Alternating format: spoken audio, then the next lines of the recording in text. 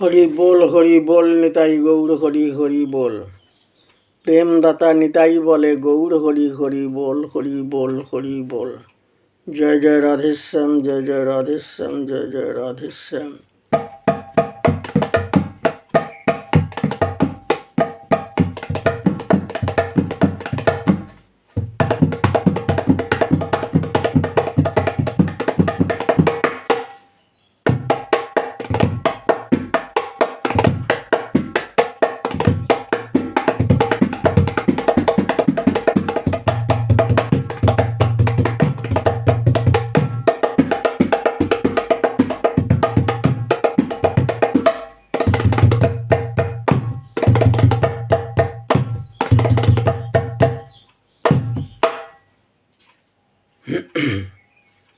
এই যে আমাদের রাস গানের পর্ব যে চলছে, রাস গান তো খুব শক্ত গান এবং অতি গুহ্য গান, এবং ওটির মধ্যে জীবের বিশেষ বিশেষ ক্ষেত্রেতে শিক্ষা আছে, এবং এই শিক্ষাগুলো লাভ না করতে পারলে আমাদের কীর্তন গান শোনার কোনো যুক্তি নেই।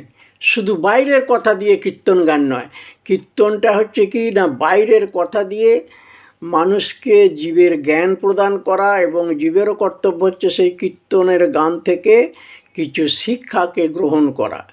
এখন আমি আজকে এই যে ভিডিওখানা তৈরি করছি, এই ভিডিওটার একটা বিশেষত্ব হচ্ছে কি, যে ধরুন রাধারানীর নৃত্যটি হয়ে গেছে, কিন্তু রাধারানীর নৃত্যেতে ভগবান কেমন শর্তটি দিলেন, জয়গ বিষম সংকট তালে বাজাইব বাঁশি,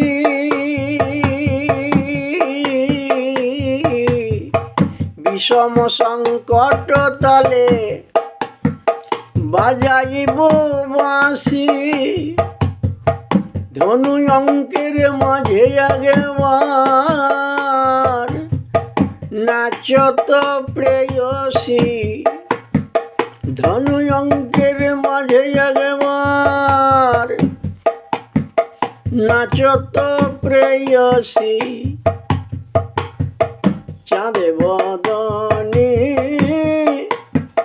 ধনী আগেবার নাচত দেখি, চাঁদে বদনে ধনী আগেবারে নাচত দেখি, চাঁদে বদনে ধনী আগেবারে নাচত দেখি, চাঁদে বদনে ধনী আগেবারে নাচত দেখি।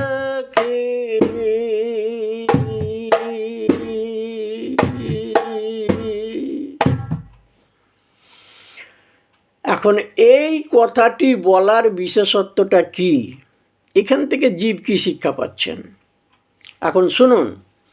রাস গানটা তো হচ্ছে জীবাত্মার সঙ্গে পরমাত্মার মিলন, এইটা তো হচ্ছে মূল কথা। তা জীবাত্মার সঙ্গে পরমাত্মার মিলনটা কখন হয়?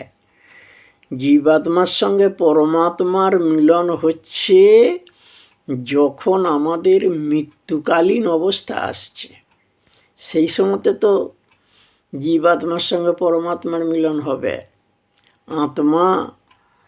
আত্মা তো সেই দিন আমাদের শরীর ছেড়ে যাবে, তা ভগবান তো সেই বংশীধ্বনি করছেন, সেই বংশীধ্বনি তো কানে শুনে জীব চলে গেছে পরমাত্মার কাছাকাছি, যেসব বসে আছে নাকি পরমাত্মা।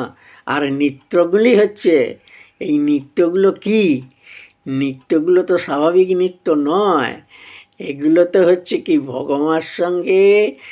ভগবানের সঙ্গে জীবাত্মার মিলিত হবার যে প্রাক্কাল পূর্ব মুহূর্তে যে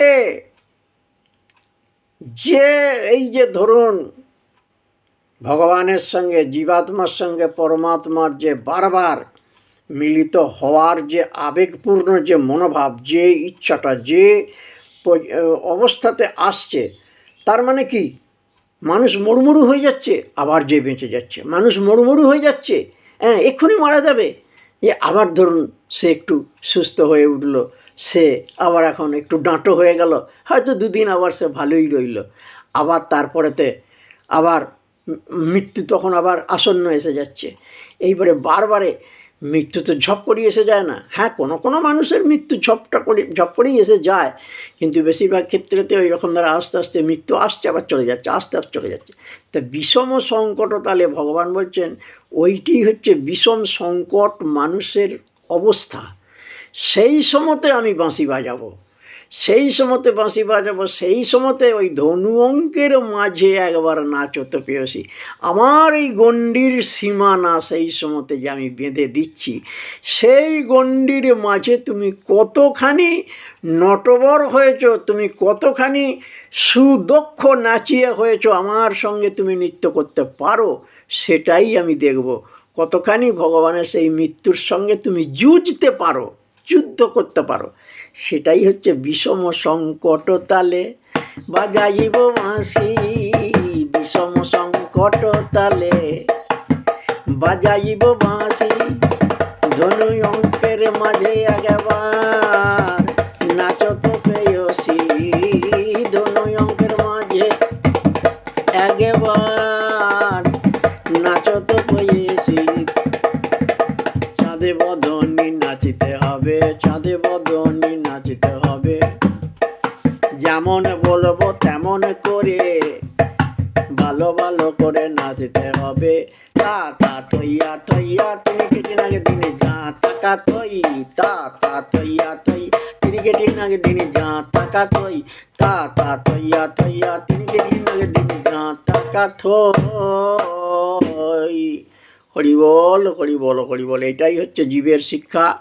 আর আমার মশাই, আমরা হচ্ছে মূর্খ মানুষ, এই আমার ঘটে যেটুকু এলো সেইটুকু আমি আপনাদেরকে বলে দিলাম। এরপর আপনারা সেই শিক্ষাটাই গ্রহণ করবেন। আবার যখন শ্যাম সুন্দরের নৃত্য হবে সেই সময় থেকে আবার শিক্ষা পাওয়া যাবে, সেই সময় তখন আবার সেই রকম কথা বলবো। হরি বল হরি বল হরি বল। এখন এখানে রাখলাম।